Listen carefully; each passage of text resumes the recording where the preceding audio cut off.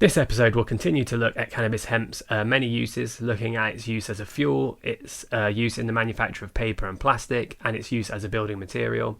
This is still looking at the industrial hemp varieties and includes the use of the whole plant, its fibre and seed, as well as the inner woody core of the stalk, known as the hurds, pulp or shiv. Although this is seen as a waste material, there are many different applications for this supposed waste byproduct. Okay, so next we're going to go and look at what is cannabis, and that's its use as energy or as a fuel. So this is perhaps the most contentious and debated usage of hemp, but also the most valuable for society. How, may you be asking, does this simple plant contend with the multi-billion-pound energy industry? Well, although there are some obstacles to overcome, hemp has the ability to end our dependence on crude oil. I'm not necessarily saying that oil is the root of all evil. I believe that a multitude of solutions will be necessary to solve the energy issue. Hemp is just one of them. Life on Earth would look very different from its current state without crude oil, but alternative solutions are absolutely worth considering, especially when they have the capacity to move away from monopolization and towards decentralization. Petroleum, diesel, coal and gas from crude oil were not always the main sources of fuel. Alcohol fuel not only came first, it was also a far superior fuel, more efficient and cleaner burning. Alcohol as a fuel could easily be a presentation all of its own. I highly recommend watching or reading Alcohol Can Be a Gas by David Bloom to get better understanding, but effectively any vegetable matter, particularly agricultural crops like corn or sugar beet, anything that produces carbohydrates or sugar, fruits obviously could be used as well, can be distilled into ethanol and used as a conventional fuel. Alexander Graham Bell was a huge advocate of alcohol fuel. He said in 1922, quote, "The world's consumption of fuel has become so enormous as to show that present supplies cannot possibly last for many generations more." As an alternative, he suggested alcohol, a beautifully clean and efficient fuel which can be produced from vegetable matter of almost any kind. The waste products from our cities are available and the garbage from our farms. Another huge advocate of alcohol fuel and the ability this gave for American farmers to produce and use their own fuel was Henry Ford, but more on him in a moment. I'm going to show a clip now, about 5 minutes or so, from David Bloom's Alcohol Can Be a Gas, just to whet your appetite. And this clip in particular has some very interesting information about alcohol fuel and its history. The whole issue of non-renewability of oil has been clear early on in this country, and people like Ford and Bell said it was a really poor idea to plan to use a fuel that would run out. Ford also used to say that if we can't be the farmer's customer, how can he be ours? And that predates Paul Hawken and the Ecology of Commerce by about 60 years, but it's the same concept, is that we need to patronize each other and not export, our local capital out to people who are not part of our community. And Ford tried to be responsible that way. So Ford and Rockefeller fought tooth and nail over what should be the nation's fuel supply until Rockefeller decided not to play fair anymore. So what he did was rather diabolical. He funded a little group of whacked out old ladies called the Women's Christian Temperance Movement. These people have been around since the late 1800s, championing against demon rum. And so what Rockefeller did is he gave this group $4 million to go ahead and lobby Congress to get alcohol outlawed. And to just kind of put that in a modern context, that would be like giving Jerry Falwell $400 million nowadays to lobby Congress. And you can buy Congress for that. That's pretty understandable. So they did it, and they passed a law called Prohibition, which you've all read about or heard about, and you thought it probably had something to do with drinking and moral decay of the United States. So can you imagine an all-male Congress voting to prevent working men from drinking, okay, as like a natural consequence of any kind of political discussion? I don't think so. But for $4 million, it was no problem. And so for 13 years, alcohol went off the market as a fuel, as an industrial product, which used to compete with many oil products, and of course for drinking also. So alcohol has a long history, starting back during Prohibition, of fighting tooth and nail with the oil companies for what we should have as our national fuel supply. In other countries, it wasn't even an issue because oil tankers didn't exist until in large quantities until after World War II. So places like the Philippines and New Zealand ran their entire economies on alcohol, as did Brazil. They used nipa palm trees, which have these great big globes that produce like 3 quarts of sugar solution a day, which they would tap like maple sugar trees all into big tanks and ferment it and make alcohol. New Zealand used beets and other kinds of sugar crops. Probably the biggest in the early part of the century before World War II, that biggest, most organized alcohol economy was Germany. Germany had a huge cooperative alcohol fuel system where farmers would bring their potatoes in. They would get back 1/3 of the alcohol, the distillery would keep 2/3, and the farmer would get back all the mash, the leftover pulp after making the alcohol, which they would then feed to their pigs. And so they got their animal feed back, and they got 1/3 of the alcohol, which they could sell or use in their farm, and then the cooperative distillery would sell the other 2/3. This was so effective that when it came to World War II, and immediately the Allies cut off Germany from having oil, didn't stop them for a minute. They just continued their war effort, first running on alcohol and then later developing other synthetic fuels. But alcohol was really what kept World War II going for Germany. Same as was in Japan. Those Zeros that flew over to our country couldn't make it on gasoline. Not enough ability to climb, not enough distance. They had to run them on alcohol. We ran our torpedoes on alcohol during World War II because alcohol is tolerant of water, etc. So there's a long history of this stuff being used all over the world. And it only really changed after World War II. Now, the importance of the Middle East to the oil supply was understood all during this period, this early period before World War II. This is a great quote that I found in an economic journal from England during that period. America is running through her stores of domestic oil and is obliged to look abroad for future reserves, which are very largely in British hands or are controlled by British capital, which refers to the Middle East, because the Middle East used to be under the British Empire. Before very long, America will have to come to us for the petroleum she needs. It will be within the limits of the commanding position that the future has in store for us to hold up the entire world to ransom in the distribution and price of this vital essential. So, all the hand-wringing nowadays about, oh my God, we're suddenly dependent on the Middle East, we've understood this was going to happen since the 20s. And there's been certain reprieves over time as big reserves were found, but basically everyone has always known that the Middle East is where most of the oil is, even in 1919. So we're talking about a really ongoing battle between farmers and basically handful of large corporations controlling the fuel supply in this country. And over again, we find throughout the history of fuel in this country, incredible, sophisticated propaganda campaigns to keep alcohol off the map and basically manipulate public opinion. So as you can see, alcohol fuel isn't something new, and actually its use has been stifled by, as David Bloom put it, sophisticated propaganda campaigns, as was the case with the Rockefellers of the Standard Oil Corporation and alcohol prohibition. Here's a couple of cartoons from the early 20th century. The Standard Oil octopus on the right, published in 1904. At the same time, Standard Oil controlled 91% of production and 85% of final sales of oil in America. This was mostly kerosene, of which 55% was exported around the world. The picture shows the Standard Oil octopus with its tentacles wrapped around the steel, copper and shipping industries, as well as the State House, the US Capitol, and one tentacle reaching for the White House. In 1909, the US Justice Department sued Standard Oil under federal antitrust law, the Sherman Antitrust Act of 1890, for sustaining a monopoly. In 1911, the government found Standard Oil guilty of being an unreasonable monopoly by way of manipulation of shipping rates, control of pipelines, price cutting and inflating, espionage of business competitors, and operating bogus independent companies, all to benefit Standard while stifling its competition.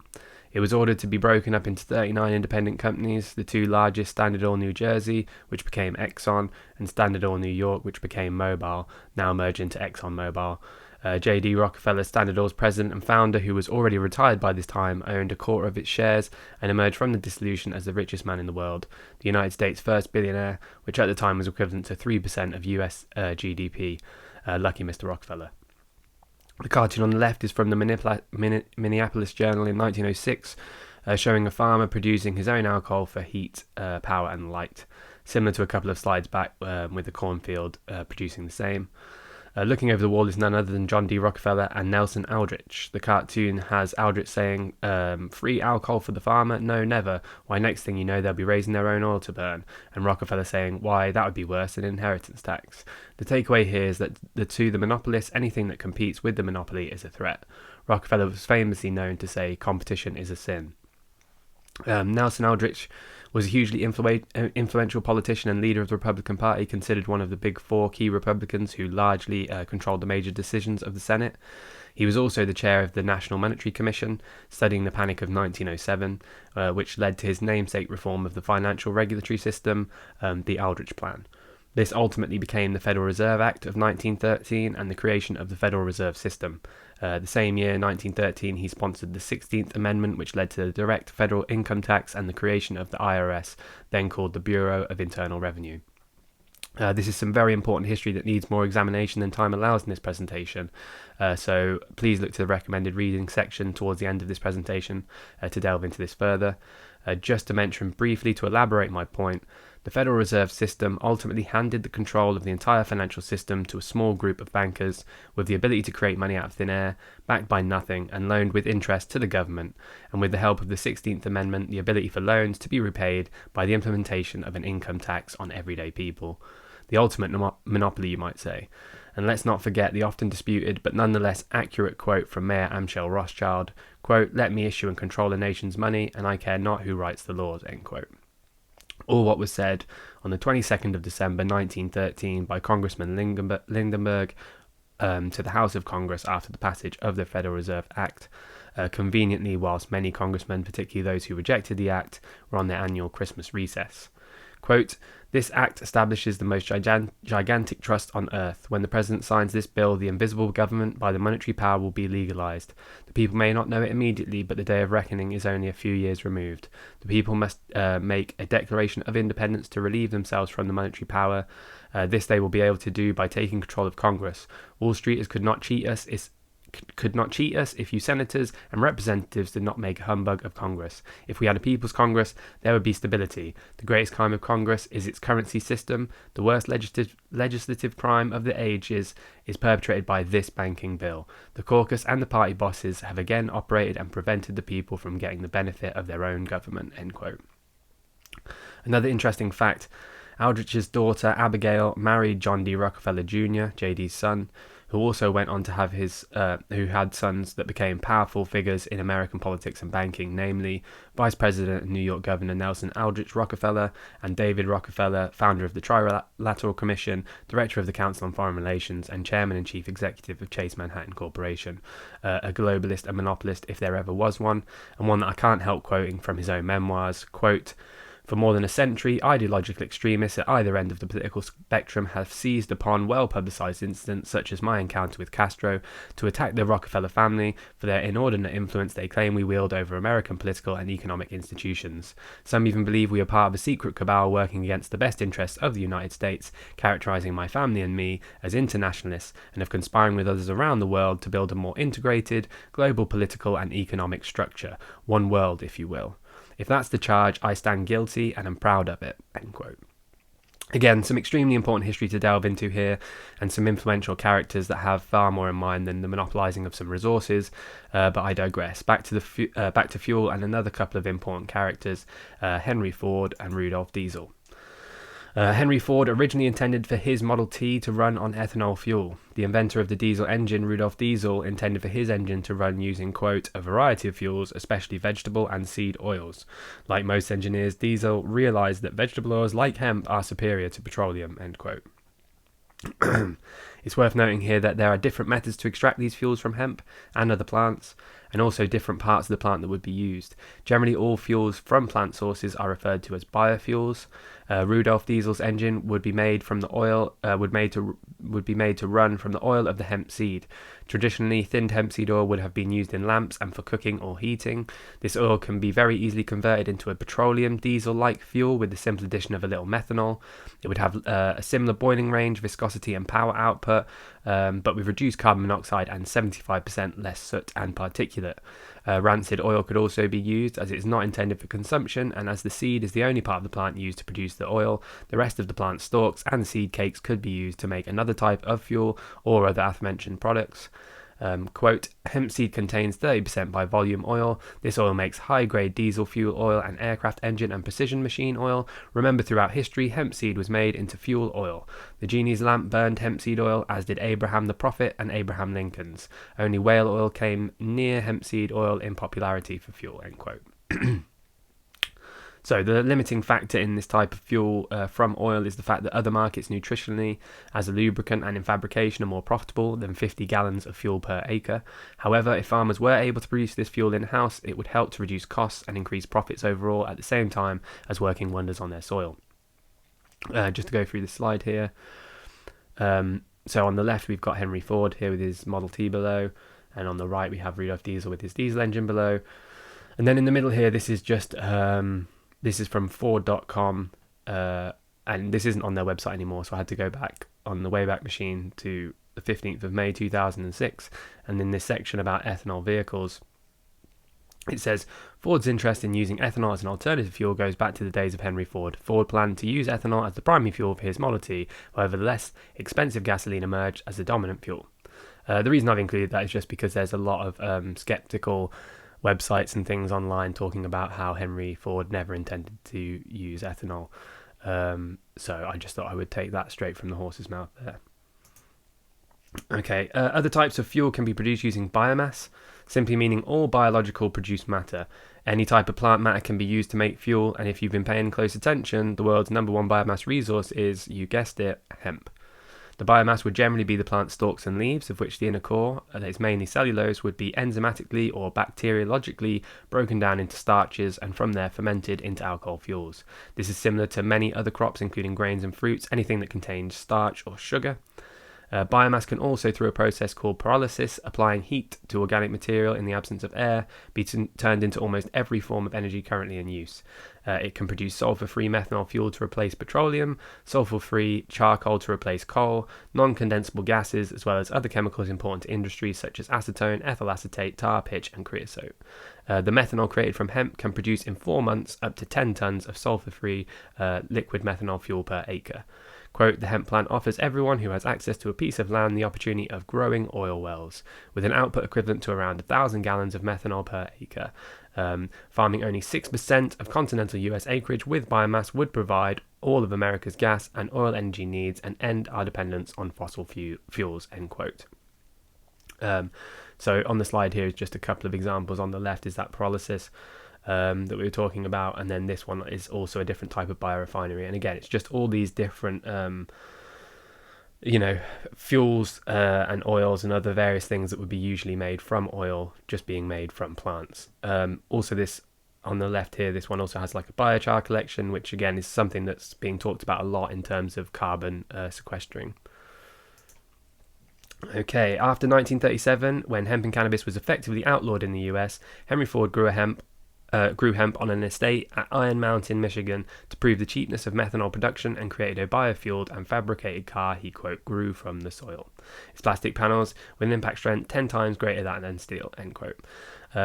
They were made under 1,500 pounds of pressure and used cellulose fibres from wheat straw, hemp and sisal with a 30% binder. Plant cellulose panels also meant that the car was not only far stronger than steel, but a lot lighter than a conventional car, resulting in a far greater fuel efficiency. The limiting factors to these types of biofuels are that 1, the crops are usually harvested seasonally, not all year round, and also require farmland to grow. 2, the biomass is bulky and therefore incurs compaction, shipping and slash storage costs.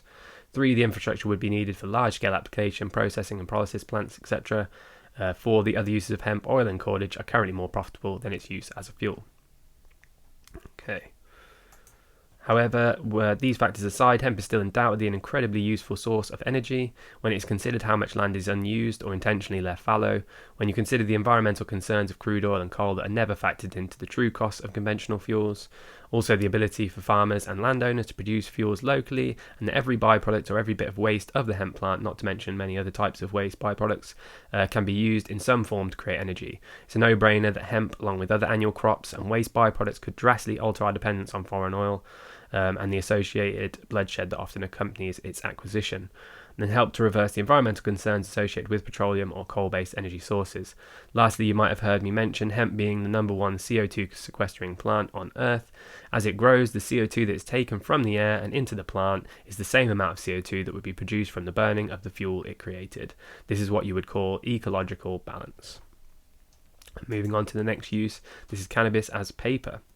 To quote Jack, quote, from 75 to 90% of all paper in the world was made with cannabis fibre until 1883. Books, Bibles, maps, paper money, stocks and bonds, newspapers, etc. Quote, end quote, sorry. These include the Gutenberg and King James Bible, as well as the works from Thomas Paine, Mark Twain, Alexander Dumas and Lewis Carroll. Quote, the first draft of the US Declaration of Independence in June 28, 1776 was written on Dutch hemp paper. US government papers were written by law on hemp and rag paper until the 1920s. It is generally believed by scholars that the early Chinese knowledge or art of hemp paper making, 1st century AD, 800 years before Islam discovered how, and 1200 to 1400 years before Europe, was one of the two chief reasons that Oriental knowledge and science were vastly superior to that of the West for 1400 years. Thus, the art of long-lasting hemp paper making allowed Orientals' accumulated knowledge to be passed on, built upon, investigated, refined, challenged and changed for generation after generation. In other words, cumulative and comprehensive scholarship. Much of the fibre used to create this superb paper came from recycling worn-out clothes, sheets, diapers, curtains and also discarded sails and ropes until the 1800s.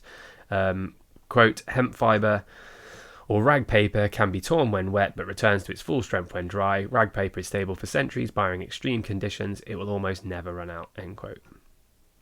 Wear out, sorry. So again, you see that hemp can easily replace existing more toxic and wasteful products like tree pulp paper purely from the fact it already did. The understanding of the process by which it was made and its superior quality and longevity even helps to attribute mankind's ability to document and pass down information from generation to generation. This is a very big deal.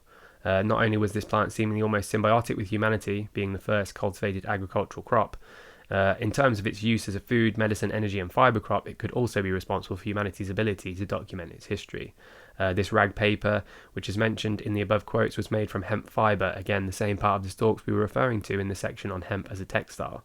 More often than not, it wasn't new fibre that was being used to make this kind of paper. It was recycled from worn out textile products, old sails, rope or clothing.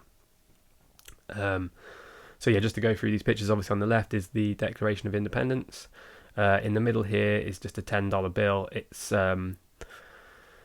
this is a $10 bill that they say actually has hemp cultivation on it, but I don't think that this is necessarily the case. It is kind of hard to tell. It could be other crops. Obviously, you've got industry on the right and you've got agriculture on the left, so it could just mean that. But ultimately, paper money would have always been made out of hemp. And then to the right here, this is some of the earliest recorded paper that they found. Again, I don't think this was actually used for writing. I think this was used as like a covering for food or something like that. But yeah, its use as a paper goes back a very, very long time.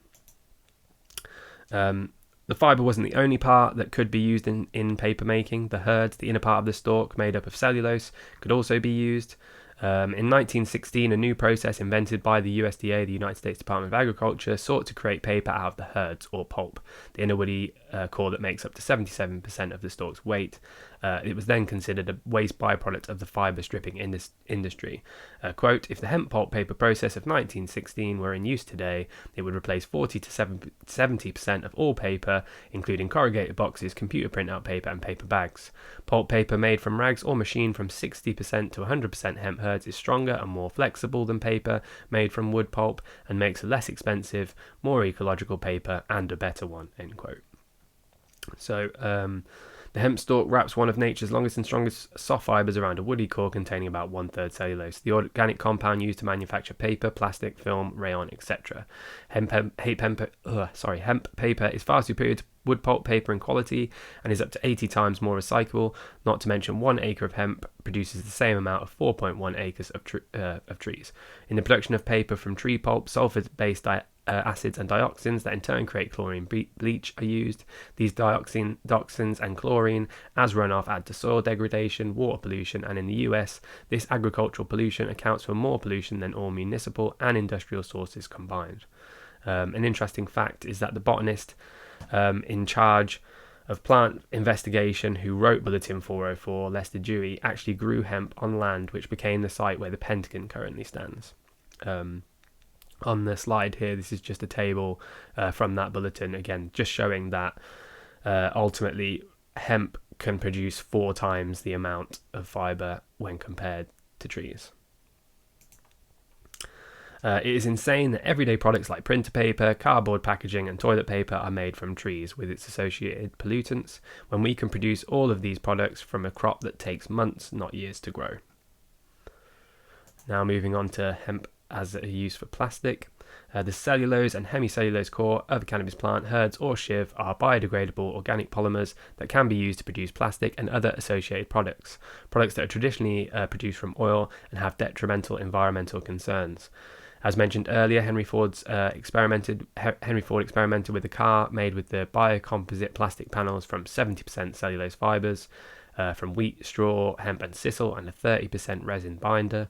It was quoted as having an impact strength 10 times that of steel. Famously, there is a photo of Henry, a video as well, I think, actually hitting these panels with a sledgehammer with seemingly no damage.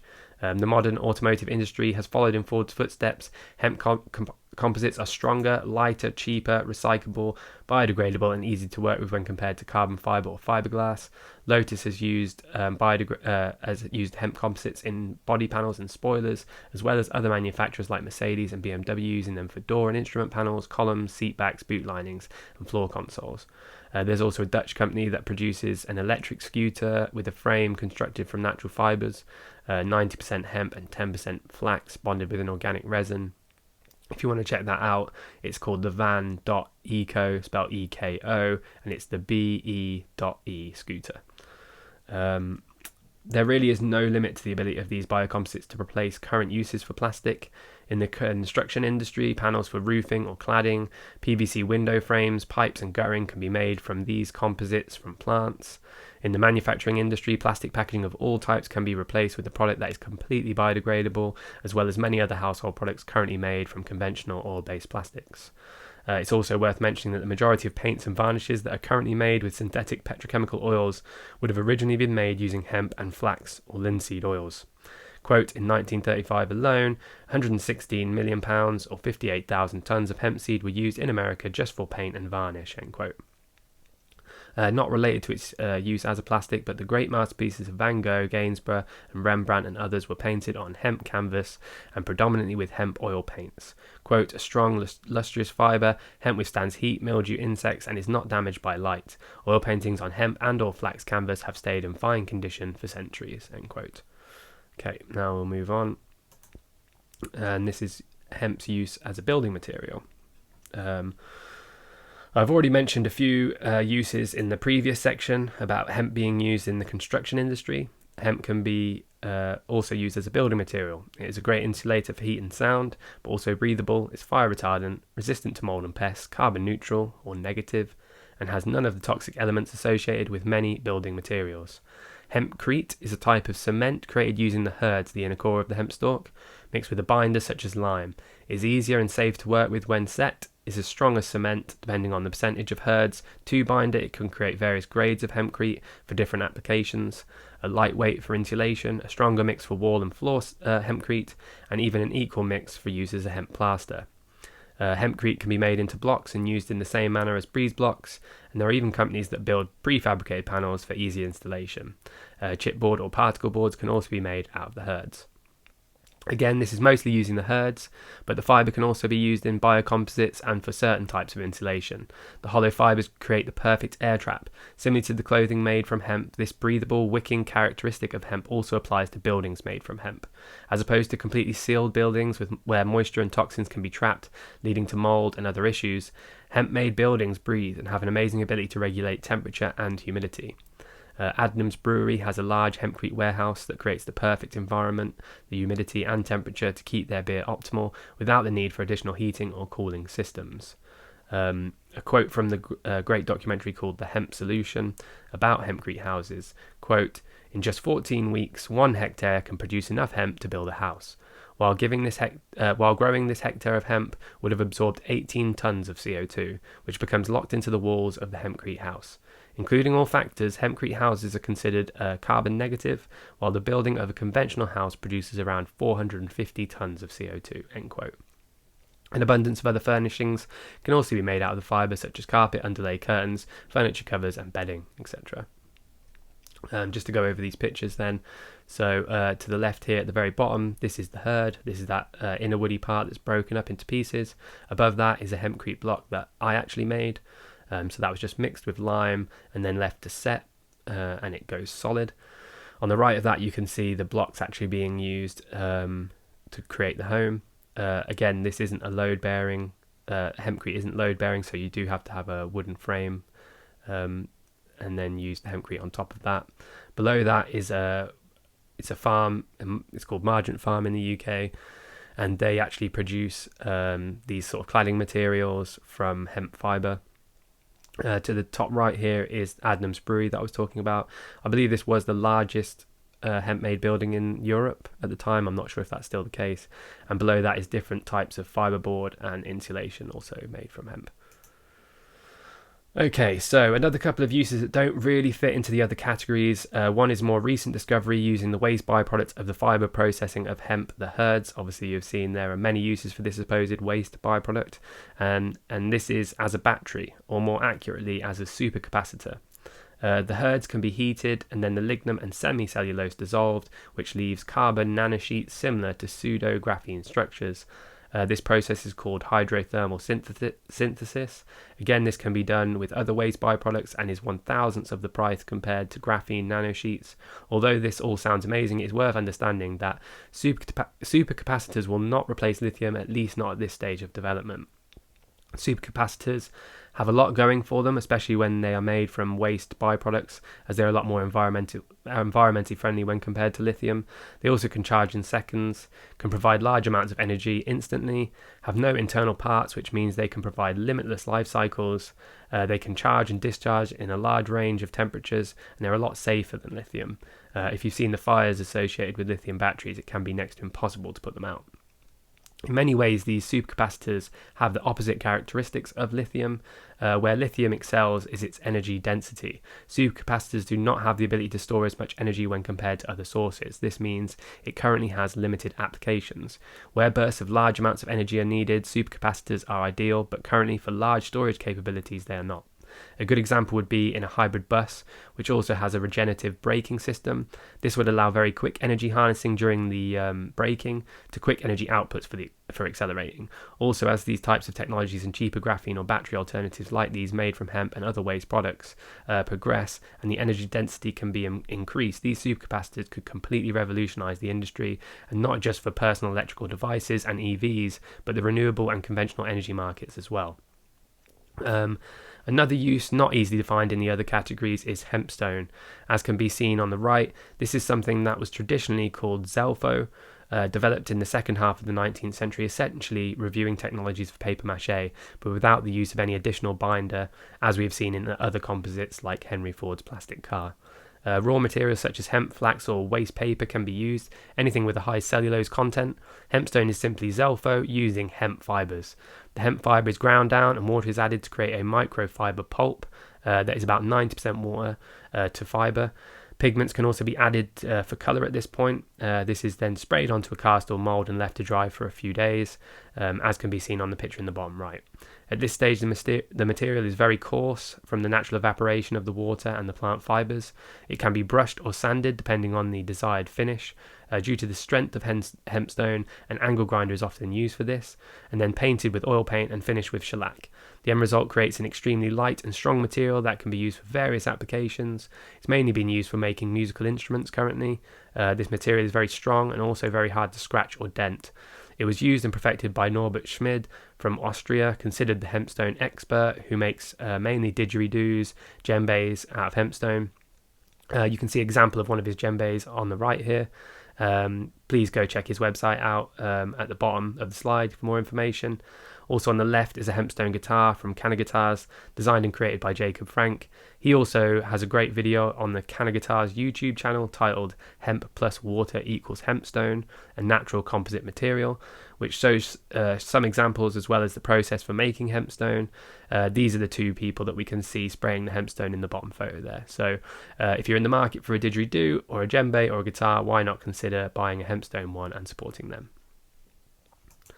So, that was the many uses of hemp. I hope this has helped you to see how versatile this plant is, and although nothing can truly be a panacea, a cure-all, I think that this plant, Cannabis sativa or hemp, is very close to it. This plant has the ability to provide the vast majority of humanity's resources for survival on planet Earth.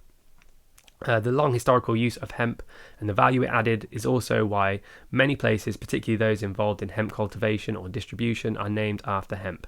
In the UK, these include Hempstead in Norfolk, Hemp Hill in Kent, and Hempton in Wiltshire. In the US, there is Hempfield, Pennsylvania, Hempstead, New York, Hemp Hill, Kentucky, Hemp Fork, Virginia, Hemp Island, Florida, and Hemptown, Georgia.